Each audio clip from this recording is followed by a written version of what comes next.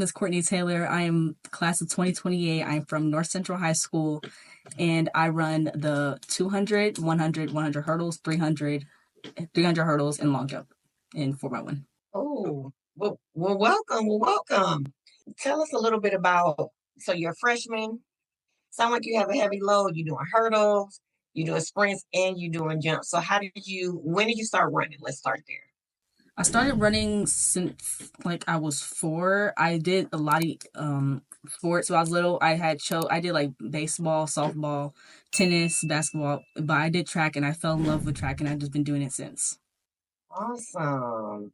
And what about hurdles and jumps, right? Because sometimes kids don't just naturally get into that. So how did your love for long jump and high jump, or excuse me, long jump and hurdles, might be speaking something into existence with that, but My coach recommended me to do hurdles and I've been doing it since like last year. I started running it my freshman year and I've been doing really good. I made it to indoor state for it and I'm really proud of myself because I just started it and made it to state. okay. And for long jump, my coach also recommended it for me, but I did it in 8th grade. I didn't do it a lot because I did too much, so that wasn't one of my options to like run it during meets. But I also just started this year long jump, and I'm loving it. Okay. So we both know you, right? Like we both, coach, you have known you since you were itty bitty. And so I want to rewind on the part that Coach Jay and I always talk about. Like you just started hurdles, you're a freshman, and you made it to indoor state. And so around this time last year, recalling how storm practice was, because you run, you run for storm. Give us what your thoughts were initially when Coach Mike was like, "Hey, we want you to do hurdles." It was really surprised because I was supposed to be doing like a nice little run, but he said, "Oh, I think you should try hurdles." I started to get into that. Jumped over my first hurdle. I was nervous before. I had put it on the ground, just trying to get the form, trying to get over it right and correctly, just trying to get my form straight. It's impressive when you go from, and it hasn't even been a year, Yes. a complete year before since you've been running hurdles. And as of right now, we're in June. So you hadn't been running hurdles a complete year. And in that time frame, you went from barely being scared to jump over it, barely being able to make it over it, to 3-stepping, to running one of the faster times on the team, to making it to indoor HSR. I mean, I'm going to pat you on the back, even though you don't, for that one. Yes. Yeah. It's a big deal. A huge deal. Yeah, and you can tell what has been a joy, and this is our advice again because we coach you daily, is that when an athlete is coachable and open to it, even with a little bit of, I don't know about this, but I'm gonna trust y'all, and you trust the process, right? And from that, it's been such an amazing thing to see your growth in hurdles, and like Coach Ware said, in like less than a year. Not a lot of athletes can say, I started this last summer with the hurdles. We folded them down. You're right. So you can get used to it. And now fast forward to you 3-stepping is super dope. So kudos to you on trusting the process and being coachable. Yeah. And you must have had another thought, Coach, because you. Yeah, I did, because I was like, wait, you placed it in conference too. Yes. Placed in conference. Yes. Didn't you make it to finals and sectionals? Mm-hmm. Mm-hmm. That's what I'm saying. And then we just chose not to run it in regionals. Right. So she could run that fast time in the 200. Right. It's just your versatility. Yeah. I'm just, yeah. So it's not, that was a choice. Being that you're multi-talented, who would you say has been your biggest inspiration in the sport?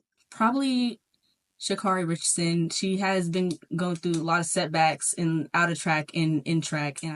So you've been running since you were 4, right? And you found your niche in that. You were exposed to a lot of sports at that age, but you're like, track is where it's at. And so I'm sure you have a wealth of memories, but what one thus far kind of sticks out to you the most as the most memorable moment from competing? Probably my most recent is making it to state for my 4x1 outdoor and making it to the podium. Yes. For state, and I loved it. Yes. So walk us through that, right? Like you're a freshman, You get to go on the, you earned the spot, right? And so how do you mentally prepare yourself for, okay, the viewers don't know this, but you were first leg, you popping it off. First leg sets the tone. So how do you mentally prepare yourself for, okay, I got to get after it on this first leg? Mostly just like talking like to myself, uplifting my energy, just focusing on myself, focusing what's going on around me. Mostly what's in my lane, what I have to do to give the baton next to the next. Now you were saying that somebody you like was Sha'Carri Richardson. Now, and you talk about her setbacks. How do you deal with setbacks? Because you like being hurdles, jumps, like there's a lot of things that could go wrong in a race. How do you handle those setbacks? I try to again uplift myself, talking good and thinking about the positive of what can happen, and having patience that everything's not going to be perfect. It's coming easy to you answer these questions, but again, for a freshman to think that way already and have the mindset of your focus and your mindset is a great thing to have at such a young age. And you're just at the start of your high school career and have already had some great successes. So kudos to you on your focus and how you handle setbacks. It's like, having amnesia and going on to the next race, because it's like you said, you have a lot of events per meet that you could be competing in, and some may go well and some may not. What would you say are some important values for an athlete who runs track and field? Being patient again, like Mm-hmm. everything's not going to be right, and everything's not going to go the way you want it to go. You can probably think you're going to do good in a race, you're going to do amazing, but you mess up one, say like you did 3-step, and you go back and just set yourself down. I think you need patience so you can still go to practice next day, get what you got wrong, and come back the next day and beating your PR. So I can recall one thing, Coach asked about a setback, and just it made me remember freshman county in the 100 hurdles, where either you or another athlete, your arms, you might have elbowed each other. And so that was a setback, but you came back. You might have missed that one 3-step hurdle and then got back to 3-step and won the race. So walk us through real quick. Like, did you think, or you just like, hey, the race is not over? Were you like, oh my gosh? Like, because we were like, oh my gosh, but you kept going. Uh, what were you thinking in that moment when you kind of like stumbled a bit and then went back after it? So when it happened, I was like, oh, there was 2 girls in front of me. The girl I hit and I stumbled, but I knew the race wasn't over. I knew I can catch the girl in front of me. So I went back 3-stepping and trying to get back in first place. And that's exactly what I did. Yes. Love it. Love it. I'm curious since you've been in track for a while, but now that you've had this newfound deal with hurdles and jumps, what would you say some of your short-term goals would be, and then maybe even longer out? You may not even gotten that far in terms of planning what you want the future to look like with track and field, but what would you say some of your goals are when it comes to those events? My short term are probably meeting my expectations, trying to get where I want in life and trying what I want in track. My long term is trying to go to track with college and trying to go to Olympics and push myself. Love that. I love it. All right. Man. So you can't complain about the extra workouts now. Yes. Because we have you on record. So yes. And your nutrition program. Yes, absolutely. Absolutely.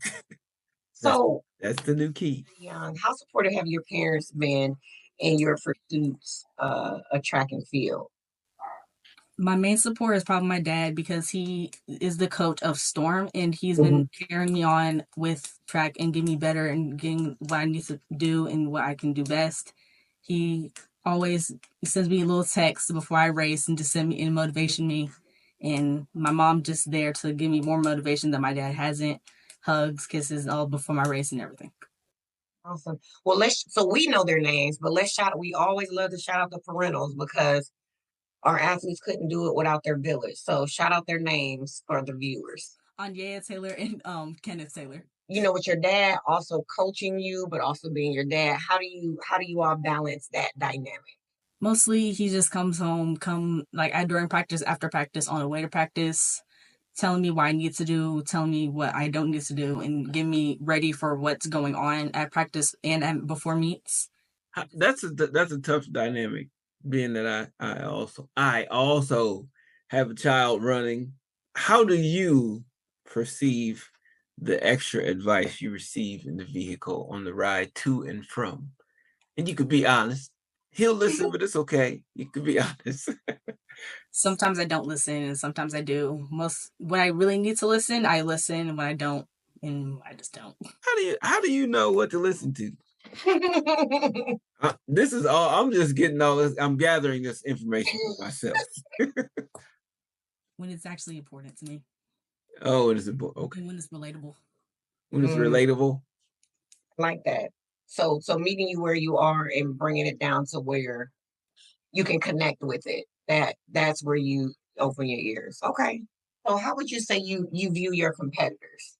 So you've seen the good, the bad, and the ugly. Like you're seeing people you probably competed with at a young age. You're seeing new competitions. How do you look at them? Like, oh, that's so and so. Or are you just like, hey, that's so and so. We all on this line together, and we'll see what happens.